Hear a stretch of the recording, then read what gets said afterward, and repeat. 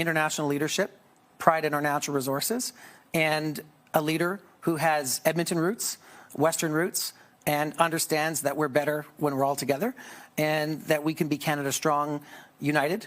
And look, in this next election, you don't have to be Liberal to vote Liberal, but it's certainly going to help us defend our country. Welcome back. My name's Mark Nixon, and man, do I have a show for you. I'll be making lots of videos, so don't miss any of them. Make sure you subscribe to my channel, like, share, and comment. That's the best way that you could support my channel. Today, we're going to be covering the U.S.-Canada trade war, which is heating up. Mark Carney distanced himself from Justin Trudeau's failed ministers. Oh man, this is going to be an entertaining show. Let's go.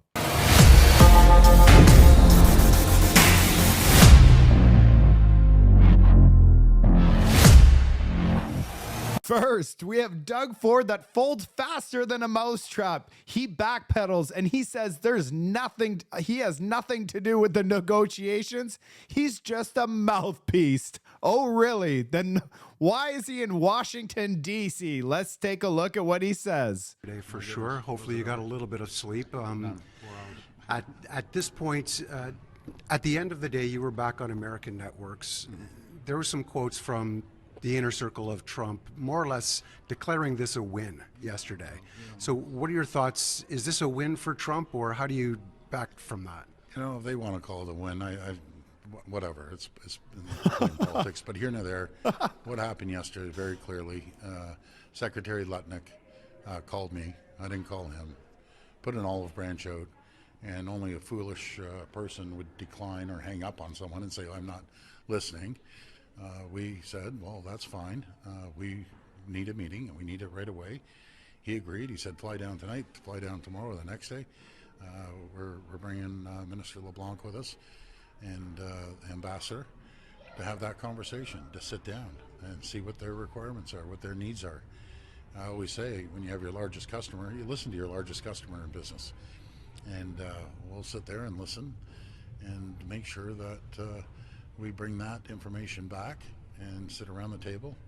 It's the federal government that's leading this, not myself. They're going to lead the negotiations. We'll have a very loud voice in that conversation, along with all the other premiers. He backpedaled real hard. 24 hours ago, he was threatening to cut off the electricity. We're just starting off with this 25%. And oh man, how things have changed in 24 hours. What the best thing is we're going to take a look at what Donald Trump said after Doug Ford, and then we're going to take a look at Lutnick. Let's go. Tariffs. So whatever they charge us, we're charging them.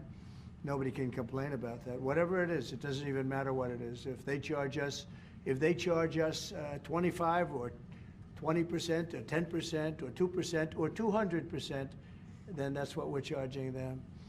And so I don't know why people get upset about that, because there's nothing more fair than that. And we had a problem. So what he's talking about is our dairy products. It's heavily tariffed on the U.S. Most of Canadian dairy products are not sold in the U.S. I've gone to the U.S. looking for cheese or dairy. There's none on their shelves. So I completely understand what he's talking about. We should remove those tariffs immediately. But however, we need to renegotiate our oil, because we're heavily subsidizing the oil to the U.S. We should get fair value for our oil. Let's continue to listen. Problem with Ontario, and they dropped that. When I let them know what we were going to be doing, they dropped it immediately. So I'm glad, because electricity, immediately with electricity, it affects people's lives. Actually their life. I mean, it can affect, depending on weather, it can affect their life. So we can't do that. And it doesn't make sense that our country allows electricity to be made in another country and sold into us. Who did that deal for the United States? Okay, I looked at that long ago. And I said, that's not something that's very smart. So we've had a lot of bad trade policies, and yet we're doing very well right now. But we're doing well because I want. Yeah, he's not happy that Doug Ford was threatening to cut off the electricity. And that's why he mentioned, I don't know who made that deal, because it puts them into a vulnerable position. But he's not going to have any of it. Let's continue. won the election. If I didn't win the election, you would have had a very bad period. I think a lot of the stock market going down was because of a really bad 4 years that we had. When you look at inflation and all of the other problems that were, I mean, wars and inflation and so many other problems. I don't know about that. I think that there's volatility in the market because of what Donald Trump's doing. Let's take a look at what Lutnick had to say. So you're saying when it looks chaotic and unpredictable from the outside, that there actually is a master plan when it comes to these tariffs? It is not chaotic. And the only one who thinks it's chaotic is someone who's being silly. He said reciprocal tariffs. Nobody expected him to announce 50% tariffs this morning. He needed to break some guy in Ontario who said he was going to tax American energy 25%. The president of the United States in the White He said just some guy in Ontario. He doesn't even say Doug Ford. That is embarrassing. Oh, boy. House says, oh, no, you won't, and breaks him. Breaks him in what? By a tweet and a truth. And you think that's chaotic? You know what I think that is? I think that is the thank God we have a president who's taking care of us. Because if you were in one of those states and you thought your energy prices were going to go up 25%, and you said, where's the president? And all of a sudden he came down like thunder to make that end, you'd say, cool. I'm glad that's the guy in the White House. And that's what we've got. Yeah, so what we have right there is Lutnick saying, you're not going to be able to bully Donald Trump. He's going to come around, and if you want to start playing games, he's going to come down with the iron fist. And he's not wrong. However, this is not what we want in Canada. I would not be coming and saying that we're going to be shutting down electricity to the United States. We need to figure out a way to negotiate with Donald Trump. Then on my way home, guess what I saw? Somebody put this on the freeway in Burnaby. It says, F Mark Carney, selected, not elected. He was just about to put the other one. I don't know about this. This is probably not a good way to try to bring up the numbers for the Conservatives, but this just shows how frustrated people are across Canada right now. Now we got Stephen Guilbeault. He got fired from his position as Minister of Climate Change. He will now have to find a new position in Carney's cabinet. Most likely he's going to be a backbencher. His climate change disaster of carbon taxes is obviously Mark Carney wants to distance himself from this disaster. We got Pocket Aces here. He's saying, hopefully Canadians aren't dumb and they don't forget that these virtue signaling eco nut jobs did to our economy. And I completely agree. Let's not forget that Stephen Guilbeault is accused of siphoning $254 million to his own company. Yeah, we're not going to forget about that. Here's the thing. Who is Mark Carney going to replace Stephen Guilbeault with for the Minister of Environment? I can't wait to report on it. Oh, and let's touch on Anita Anand. She resigned. Oh no, she's running again after she sees the polling numbers for Mark Carney. And now there's rumors that she might become the Deputy Prime Minister of Canada. This is next level optimism running in Canada. What a complete disaster this government's going to be. This woman should not be in politics. I was happy when she was going to step down, but now, yeah, it just continues. And here's a meme right there. Holding your head. I just can't believe it. I have Sean Glidden. Yeah, I feel the same way. I just want to vomit.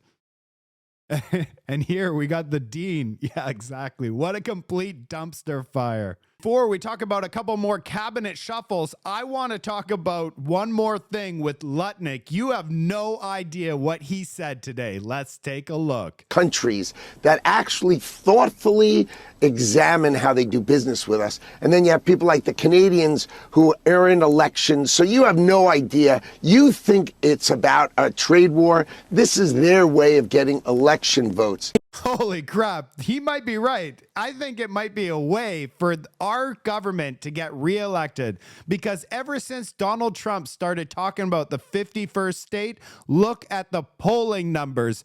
They have literally gone up for the Liberals and gone down for the Conservatives. So that plan is working perfectly. We have Justin Trudeau saying his goodbye speech. I was really hoping he would have left his camera in his office and we'd never see him again. I'm not going to waste too much of your time. We're just going to watch a couple seconds of this. I am so proud of Canadians.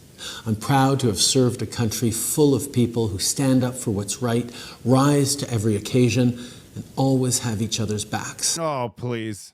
Yeah, well, I'm not going to put you guys through this, but I'll tell you right now, people are like, thank riddance. He is finished. Let's take a look at some of these comments.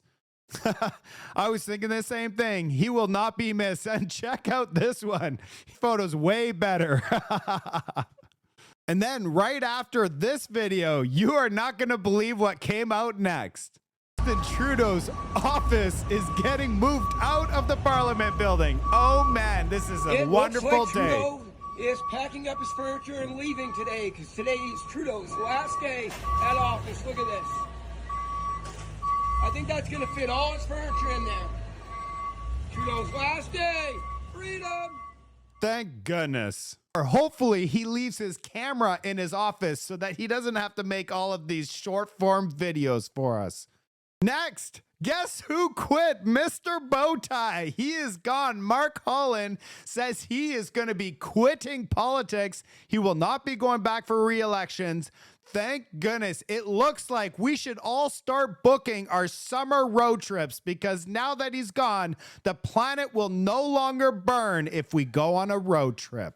Isn't it funny that Liberals are jumping ship before the next election? Here's a good one. I'm leaving to spend more time with my family. I just wish all of the Liberals did that, but we just gotta wait till the next election and hopefully all of them are removed. It's like another minister is gone. Jean-Yves Leclos out of cabinet. Oh, it's so nice to see. This guy was Stephen Guilbeault's best friend and the #1 advocate of this crippling carbon taxes. To see this guy gone is a sigh of relief, but I'm a little bit worried about who is going to be replacing these radical environmentalists to join up with Mark Carney's team.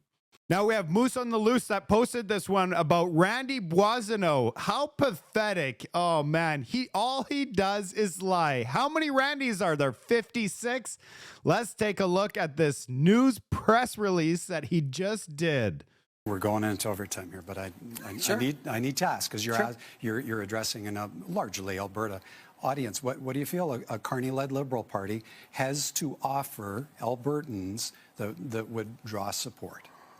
Fiscal responsibility, social justice, international leadership, pride in our natural resources, and a leader who has Edmonton roots, Western roots, and understands that we're better when we're all together and that we can be Canada strong, united.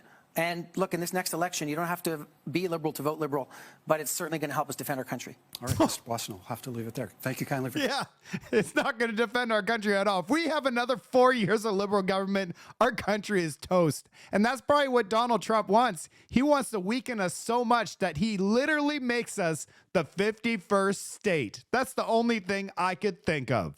And up next, we have BC Premier David Eby that introduced an Economic Stabilization Tariff Response Act. Oh man, he's just giving himself more power until 2027 to respond to U.S. tariff threats. This is a pure power grab.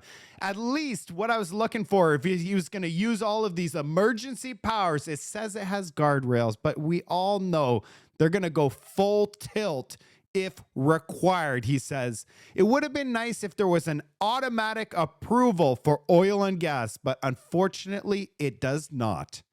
This is a significant piece of legislation in that it gives regulation-making authority to government that does not require it to go through the legislature immediately. And so given the unique nature of these powers, it's important that there are checks and balances in place, and I'm going to ask the Attorney General to walk you through what those are. The Economic Stabilization Tariff Response Act was tabled in the legislature early today, as the Premier mentioned, If passed, it will allow government to have increased tools and authority to respond to trade threats from the United States. There are some features of this bill that are important to emphasize. This is a broad piece of enabling legislation.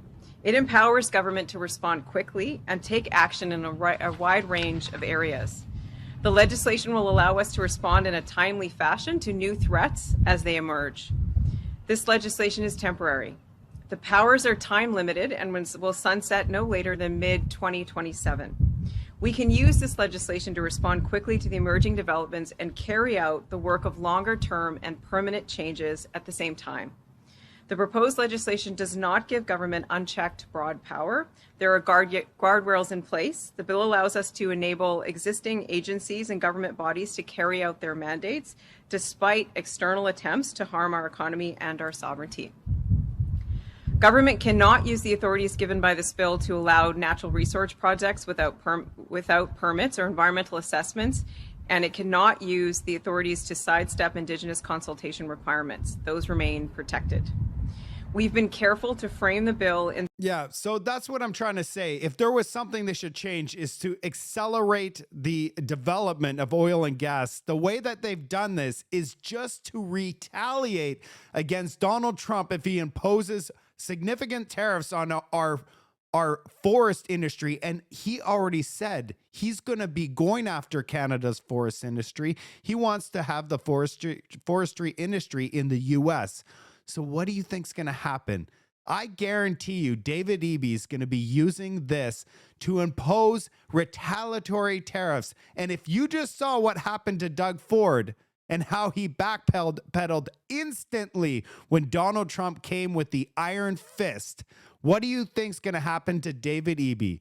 What we need to do is rapidly develop our natural resource sector so that we could diversify and sell it to the world. We don't need to be distracted with the U.S. and his trade war. We need to be focused internally on removing the barriers between the provinces and getting our energy to the world.